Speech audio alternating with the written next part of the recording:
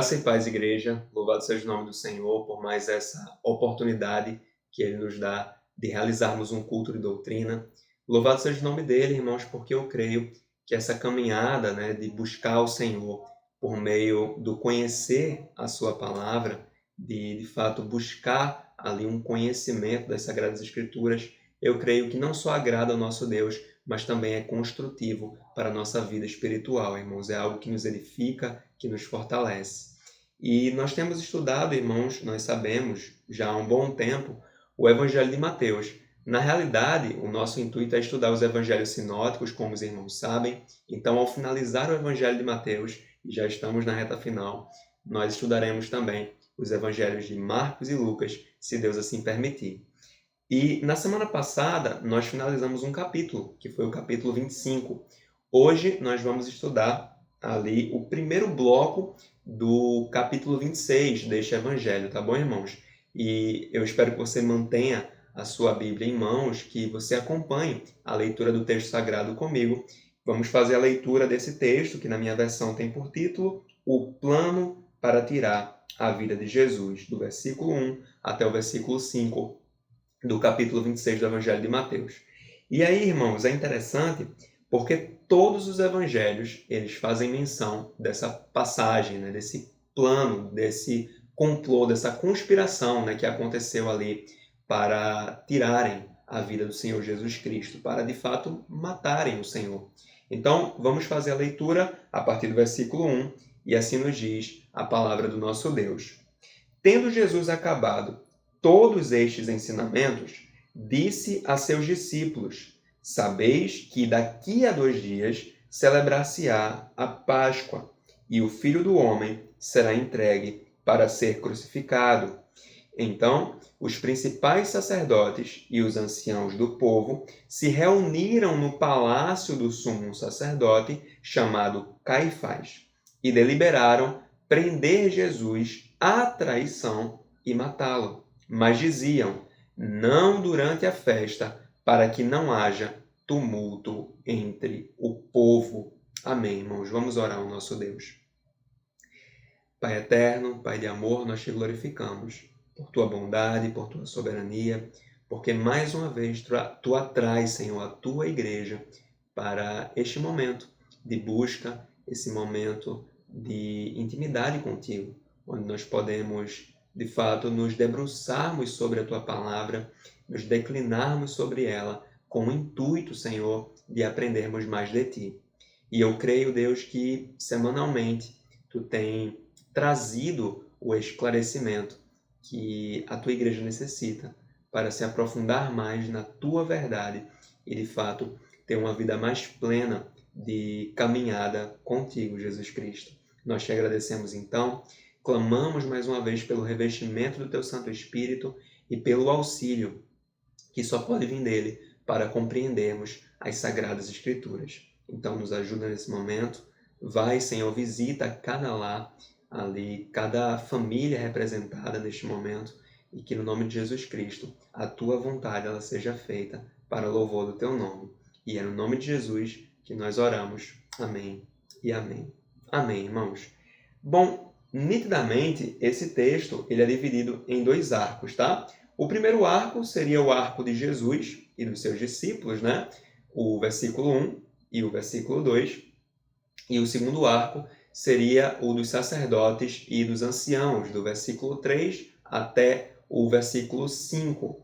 Mas aí, irmãos, vamos analisar inicialmente o primeiro arco, tá bom? O arco de Jesus e dos discípulos. Eu vou convidar vocês, então, mais uma vez, a lerem comigo o texto. Nós vamos voltar para o versículo 1 e a palavra nos diz assim: Tendo Jesus acabado todos estes ensinamentos. E aí, nós já podemos nos perguntar aqui a quais ensinamentos o texto se refere, E aí podemos recordar do que Jesus havia ensinado no capítulo anterior, no capítulo 25, O que foi que ele ensinou? Ele trouxe ali a parábola das 10 virgens, a parábola dos talentos e ali aquela analogia, sobre o grande julgamento que nós vimos na semana passada. Então, é uma referência a esses ensinos, esses últimos ensinamentos que Jesus ele ali transmitiu para os seus discípulos antes de trazer essa palavra, né, sobre a sua morte, tá bom? Então, basicamente, seria isso. E aí, irmãos, continuando, ainda no versículo 1, o texto nos diz assim: Disse, no caso Jesus, a seus discípulos: Sabeis que daqui a 2 dias celebrar-se-á a Páscoa. A Páscoa, irmãos, nós sabemos, seria aquela cerimônia judaica, né, celebrada até hoje, que é realizada ali em memória ao Êxodo, em memória ali à libertação do povo de Israel, dos hebreus ali, da escravidão no Egito. Então, até hoje, eles celebram a Páscoa por essa razão, tá? E aí, continuando, Jesus acrescenta, né, no versículo 2, e o Filho do Homem será entregue para ser crucificado, tá bom? Essa, irmãos, é a 4ª e última vez que Cristo ele prenunciou a sua morte. Sabemos que ele havia feito isso em outros momentos, em outras passagens, aqui no Evangelho de Mateus. Mas aqui ele é muito claro. Ele não fala, irmãos, apenas que ele passaria pela morte, mas ele diz, olha, vai ser uma morte de cruz. Eu serei crucificado. Ele fala com todas as letras. Ele é muito transparente, né? Ali com os seus discípulos nesse momento. E anteriormente, irmão, Jesus ele sempre fazia menção da sua morte, do seu sacrifício, como sendo algo ainda distante, como se fosse, sabe, uma realidade ainda longínqua, né? Aqui não. Aqui ele fala como se fosse algo muito próximo, algo iminente. Ele fala, olha, a Páscoa ela está para acontecer daqui a 2 dias e o Filho do Homem ele será então entregue para ser crucificado. Era algo muito próximo. Estamos falando aqui da terça-feira, né, da Semana Santa. Então, passaria a 4ª, passaria a 5ª, né, onde Jesus ele teria a última ceia com os seus discípulos, ele faria aquela oração no Getsêmani, e então, na madrugada, né, na sexta-feira, ele seria então traído, ele passaria ali por sua prisão, pelo seu julgamento, e ele seria então entregue para ser crucificado. Então, era muito próximo, né? Estava realmente às portas esse acontecimento que Cristo, né, já havia ali pronunciado tantas vezes para os seus discípulos. Tá bom, irmãos? E dessa vez também é interessante pontuar que Jesus ele não faz menção da sua ressurreição. Em outras ocasiões, sempre que ele falava a respeito da sua morte, né, ele também acrescentava, olha, mas ao terceiro dia o Filho do Homem ressuscitará. Ele sempre fazia esse adendo, né? Ele sempre acrescentava isso, essa consideração, que haveria uma esperança porque ele iria então ressuscitar. Aqui não. Ele só fala que o Filho do Homem seria então crucificado. E eu não sei se os irmãos perceberam, mas o texto ele não traz aqui, né, qual foi a reação dos discípulos diante dessa palavra de Jesus. Como os discípulos reagiram a essa palavra de Cristo? Não, o texto ele não fala sobre isso, mas nós podemos considerar que certamente eles ficaram ali entristecidos, fazendo uma comparação com uma outra ocasião em que Jesus ele falou sobre a sua crucificação e os discípulos ficaram sim entristecidos, né? Em Mateus capítulo 17, versículo 23, né, Jesus ele fala sobre a sua morte e aí os discípulos eles ficam então entristecidos. Aqui deve ter acontecido algo semelhante. Mas aí, irmãos, nós vamos analisar agora o segundo arco, que vai do versículo 3 até o 5, mas nós vamos ler a princípio o versículo 3 e o 4 apenas, tá bom? Que nos dizem assim: Então os principais sacerdotes e os anciãos do povo se reuniram no palácio do sumo sacerdote, chamado Caifás, e deliberaram prender Jesus à traição e matá-lo. Tá bom, irmãos? Então nós sabemos que o ministério de Jesus Cristo ele foi marcado por suas pregações, pelas palavras ali, ministrações que ele trazia para o povo e também, irmãos, marcado pelos sinais, pelos milagres que ele realizava. E assim, essas duas coisas, né, em conjunto, acabou ali produzindo um efeito, né? E o efeito era ali a atração que as multidões tinham por Jesus, né? Jesus ele atraía as multidões para si, por meio da sua palavra, por meio dos seus feitos. E isso, irmãos, ali acabou despertando, né, a inveja, o ciúme desses líderes religiosos, né? Então, assim, a motivação deles, desses sacerdotes, dos anciãos do povo, era basicamente a inveja. Eles foram movidos pela inveja. Eles invejavam a influência, a autoridade que Cristo ele exercia sobre o povo de Deus. E por isso, eles ali agiram dessa maneira. Nós sabemos, irmãos, embora esse texto aqui ele não fale sobre isso, mas nós sabemos que os sacerdotes e os anciãos do povo não eram os únicos envolvidos nessa conspiração, nesse complô. Sabemos que os fariseus e os escribas, né, os intérpretes da lei, os mestres da lei, doutores da lei, eles estavam ali envolvidos também nessa trama contra a vida de Jesus, tá bom? Mas aqui há apenas menção dos sacerdotes e dos anciãos, tá bom? E basicamente esses homens, irmãos, se não todos, a maioria deles, faziam parte ali do Sinédrio, que seria o órgão soberano ali de Jerusalém, uma espécie de tribunal ali que tinha como crivo, né, tinha como base a lei mosaica, né, a lei de Moisés. Então, basicamente seria isso. Porém, nem todo o Sinédrio era contrário a Jesus. Haviam exceções, é óbvio, né? Ali o próprio Nicodemos, que buscou ali Jesus em secreto e era ali um seguidor de Jesus, embora não de forma tão clara. José de Arimateia, a mesma coisa, né? Um homem natural ali da cidade de Arimateia, e ele ali também. Ele também era um seguidor secreto de Jesus, mas fazia parte do Sinédrio. Então não eram todos ali no Sinédrio que eram contrários a Jesus, mas certamente a maior parte era assim.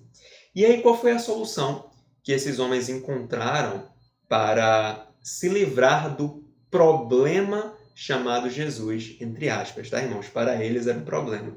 A solução que eles encontraram foi prender e matar o Senhor. Então essa foi a resolução ali deles.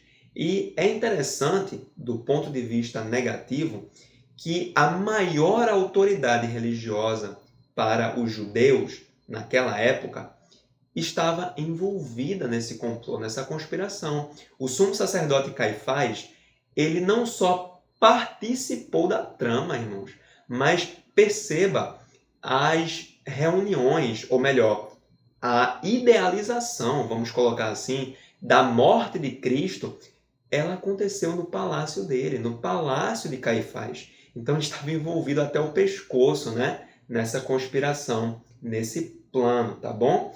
E esses homens, irmãos religiosos, eles estavam sim determinados a cumprir o seu objetivo. Eles estavam ali determinados a prender e matar a Jesus. Só havia uma questão. Versículo 5. Mas diziam, não durante a festa, para que não haja tumulto entre o povo. Então, eles levavam isso em conta. Porque na Páscoa, irmãos, os judeus, eles migravam ali todos os territórios ali de Israel.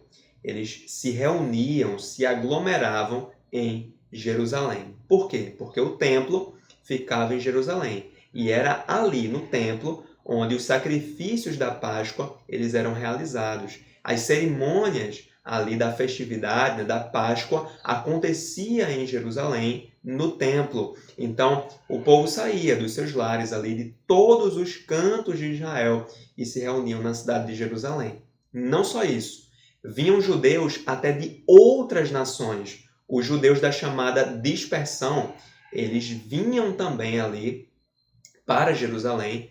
E nós sabemos, porque os judeus eles acabaram se dispersando, né? Após o exílio e tudo mais, eles se dispersaram ali por outras nações e eles vinham também para Jerusalém. Ou seja, na Páscoa haviam milhares de peregrinos, irmãos. Milhares de peregrinos reunidos ali no mesmo local. Milhares de pessoas, multidões e multidões ali em Jerusalém. E nessa época, né, aqui no fim do ministério de Cristo, sabemos, os feitos de Jesus eles já eram amplamente conhecidos, até fora do território de Israel. Então, muitos ali estimavam Jesus, admiravam Jesus e seguiam a Jesus. E poderiam sim, era uma possibilidade, que essas pessoas se revoltassem, né? Se tivessem conhecimento de que Jesus estava para ser preso, de que Jesus estava ali para ser morto, né? Então, poderia haver sim uma revolta, né? Mas esses homens, esses religiosos, eles agiram ali na surdina, né? Como nós sabemos, durante a madrugada. E nessa época era comum acontecerem ali levantes em Jerusalém, em Israel, contra o domínio romano, especialmente ali em época de festividade, quando ali grandes multidões se aglomeravam, né? Então havia esses levantes ali contra o domínio romano, tá bom? Mas nós sabemos que a ânsia desses homens para matar Jesus, ela foi tamanha que eles não respeitaram a festividade. Eles não respeitaram a Páscoa. Que eles disseram, olha, não vamos matá-lo durante a Páscoa.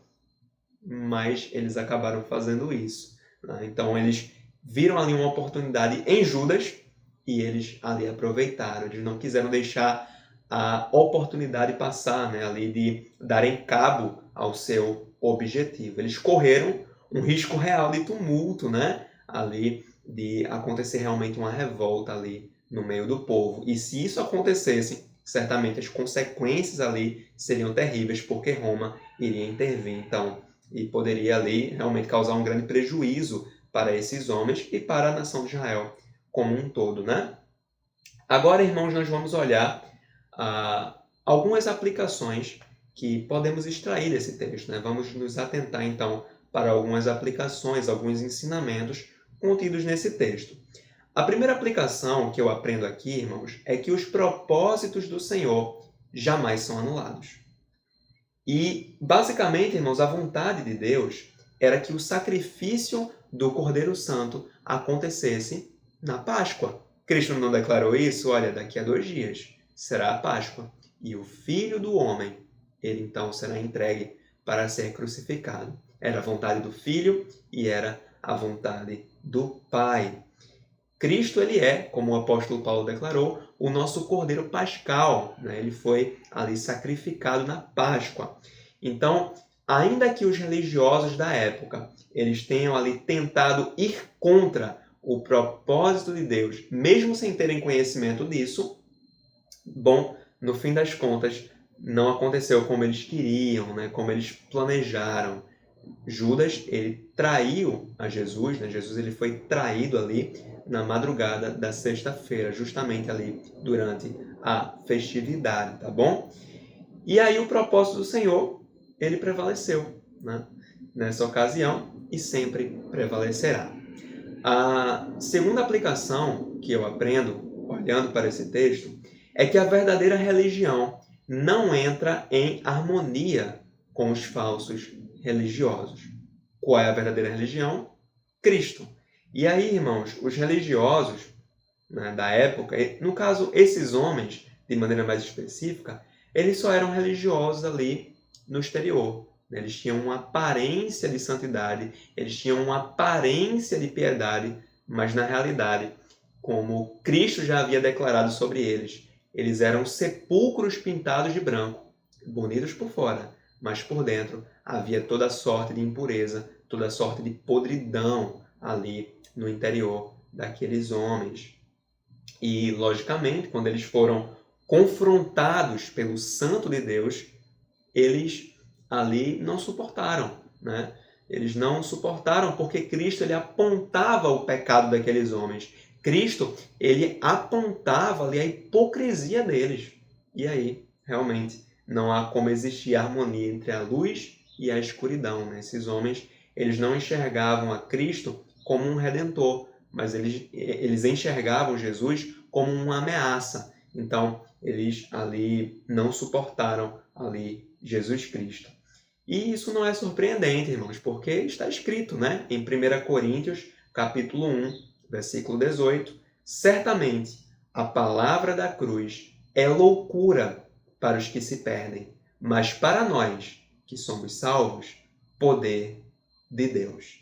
E Cristo, ele já havia declarado, né, em João 10, 26, para aqueles que não criam nele, Vocês não creem porque não são das minhas ovelhas, né? Era o caso desses homens. Eles não eram ovelhas de Cristo. E aí, irmãos, além da incredulidade que eles demonstravam, né, ali no chamado de Cristo, eles decidiram não só rejeitar esse chamado, mas eles decidiram ali matar a Jesus, né, como nós temos observado aqui. Mas tudo isso fazia parte dos planos do Senhor, da soberania do Senhor. E certamente os discípulos de Jesus, eles só entenderam isso depois, né, posteriormente. Mas é interessante, irmãos, é uma quebra de expectativas. Nós pensarmos, né, nós refletirmos que os religiosos da época que aguardavam ali pelo Messias, quando o Messias se manifestou, eles rejeitaram completamente a esse Messias, né? O ungido, o enviado do Senhor. Eles ali rejeitaram completamente. E quem abraçava ali o Messias, quem acolhia o Cristo, o ministério dele, eram aqueles que estavam ali à margem da sociedade, que antes de Cristo viviam numa prática de pecado, né? Ali ex-endemoniados, ex-prostitutas, ex-cobradores de impostos, né? Ali que pesavam a mão sobre o povo e muitas vezes usurpavam ali o que era do povo, além, né, do que era devido. Então, eram essas pessoas que antes ali viviam numa prática de pecado, mas se encontraram com Cristo, foram perdoados e abandonaram, né, as velhas práticas.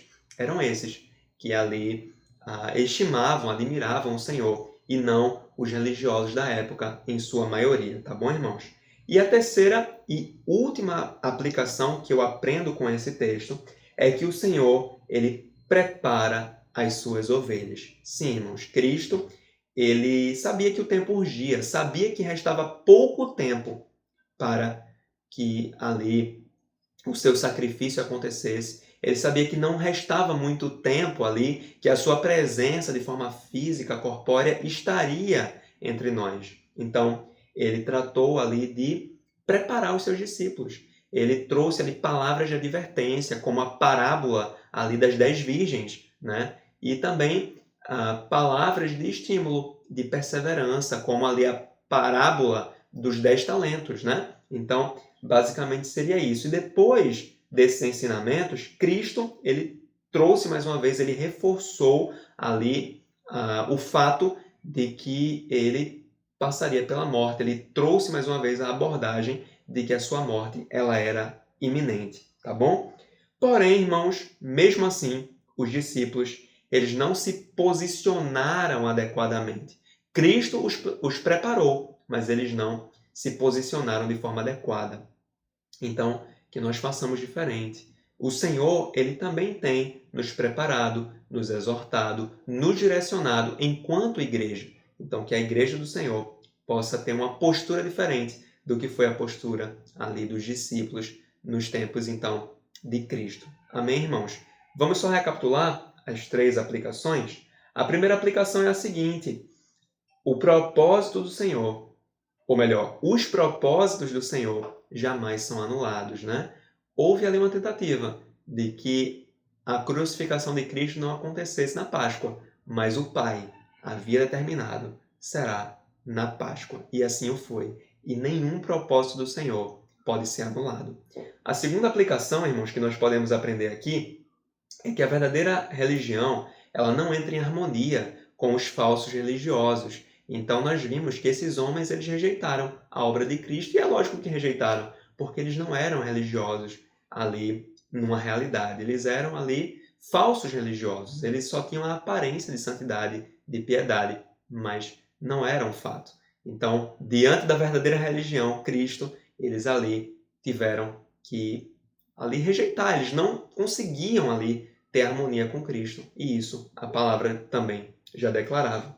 E a última aplicação, irmãos, é que o Senhor, ele prepara as suas ovelhas. Os discípulos de Cristo, eles foram ali preparados por ele, né? Especialmente nesse momento aqui, né, próximo da sua morte, eles foram direcionados ali a se prepararem, mas não houve ali o preparo mais adequado. Então, que nós façamos o contrário, que possamos nos preparar ali de acordo com a vontade do Senhor. Ele tem, né, trazido direcionamento, então que nós possamos seguir, tá bom? Então que Deus nos abençoe, irmãos, que essa palavra ela encontre lugar em cada coração e que o Senhor Jesus ele nos dê dia a dia a sua paz.